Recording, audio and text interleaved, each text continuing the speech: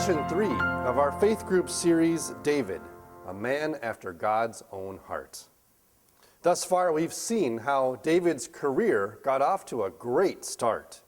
He was anointed by Samuel the prophet as a man after God's own heart. And then, in the ultimate underdog story, we heard how he defeated that giant Philistine. As you can imagine, after his stunning victory over Goliath, young David's popularity skyrocketed. People started singing songs about this young warrior. Saul has struck down his thousands, and David his 10,000s, they sang. Everyone loved him. Everyone, that is, except for Saul. If King Saul would have updated his social media status as to his relationship with David, he would have shared that it's complicated. Sometimes David is the only one that can soothe my ill spirit within my soul with his harp playing. And sometimes I just want to throw a spear at him and pin him to the wall. He's delivered my kingdom from my Philistine enemies, which I appreciate so much that I want to kill him, Saul would think. And so begins a long period of strife and conflict between the man reigning as king of Israel and the young man anointed as the future king of Israel. It's a conflict that consumes the rest of 1 Samuel and even stretches into 2 Samuel a bit. We'll examine it further in our next session. But as the conflict begins, David finds allies in his cause against Saul from the most unexpected place, from Saul's own children. Saul's oldest daughter, Merab, was set to marry David until Saul changed his mind and married her off to someone else at the last minute. Saul's next daughter, Michal, loved David, so Saul agreed that to have her marry David, hoping that David would be killed as he attempted to collect the rather ambitious and highly unusual dowry. You can read about that yourselves in 1 Samuel chapter 18, starting in verse 25. Michal would later foil one of Saul's assassination attempts against David. But the child that most supported David in his early conflict with Saul was Saul's son, Jonathan. And for this session, we're going to examine the gift of friendship by examining the strongest example of friendship presented in the Bible. Author Eugene Peterson writes, interwoven throughout the murderous plotting of Saul is the extraordinary friendship between David and Jonathan, Saul's son. In the middle of the craziness and madness, the meanness and the hate, David experienced the most unusual love in Jonathan's friendship. In conversation and in prayer, together, they tried to understand Saul, but it wasn't easy. So let's take a look at their intimate friendship and glean some biblical wisdom about friendship. We start in 1 Samuel chapter 18. As soon as he had finished speaking to Saul, the soul of Jonathan was knit to the soul of David, and Jonathan loved him as his own soul. And Saul took him that day and would not let him return to his father's house. Then Jonathan made a covenant with David because he loved him as his own soul. And Jonathan stripped himself of the robe that was on him and gave it to David, and his armor, and even his sword and his bow and his belt.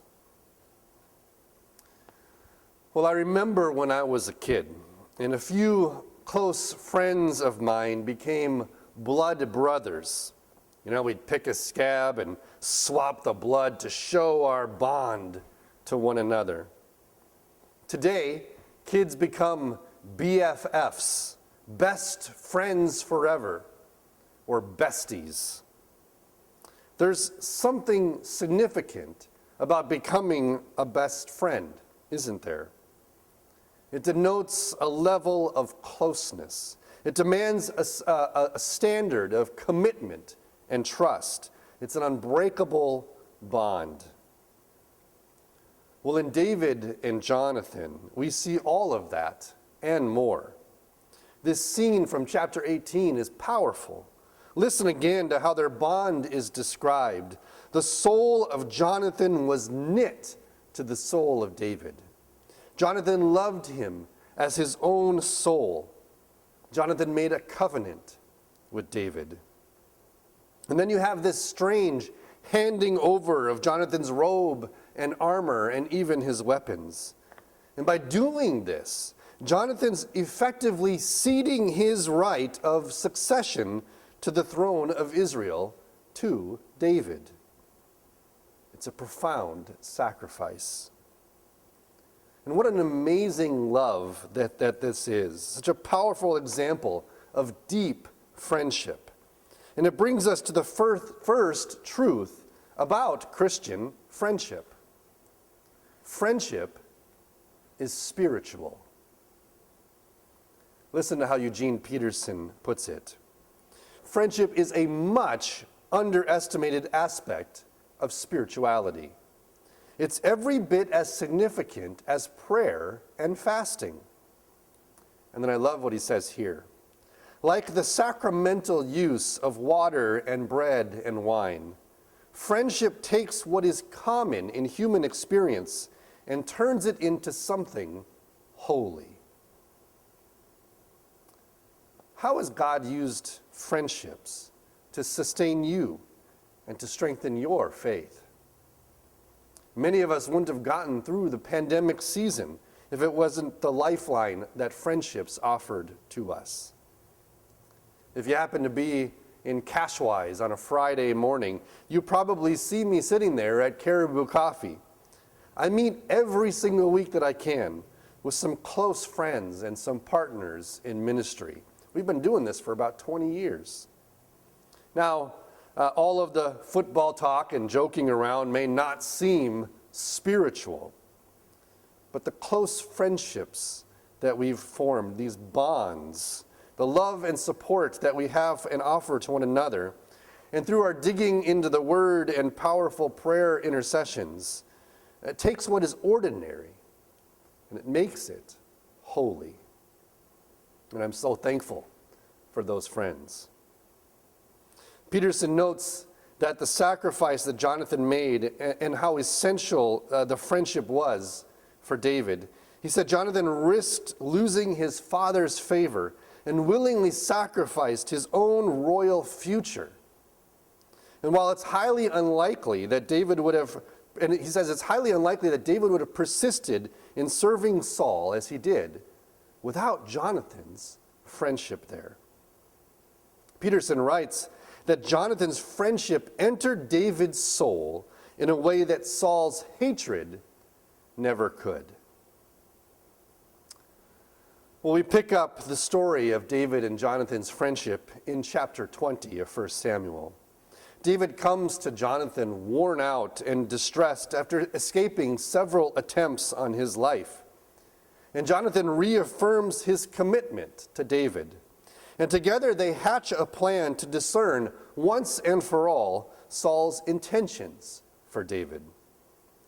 And then, out in a field, Jonathan asks for a commitment from David. And though it looked bleak at that time for David and for his future, Jonathan could see where this was all going. Jonathan knew who the Lord's anointed was. And so Jonathan asks David for Hesed. Starting at the end of verse 13, he says, "May the Lord be with you," Jonathan declares, "as he has been with my father. If I am still alive, show me the steadfast love of the Lord, that I may not die. And do not cut off your steadfast love from my house forever, when the Lord cuts off every one of the enemies of David from the face of the earth." Well, the Hebrew word hesed is translated here, as it's often translated throughout the Old Testament, as steadfast love. We can also understand this as grace. Friendship features hesed. Steadfast love and grace are essential to Christian friendship because every friend is also a sinner.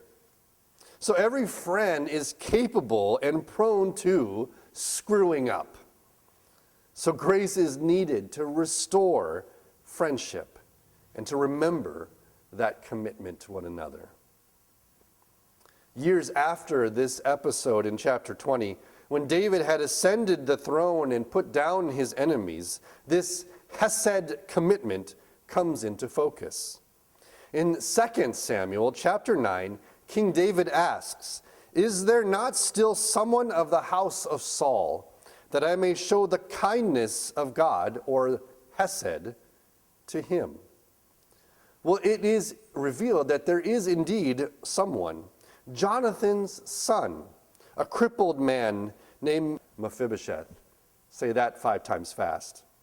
So David summons this descendant of Saul to the court, which must have been terrifying for Mephibosheth. And there David shows him hesed. "Do not fear," he says, "for I will show you kindness," or hesed, "for the sake of your father Jonathan. And I will restore you to all the land of Saul your father, and you shall eat at my table always."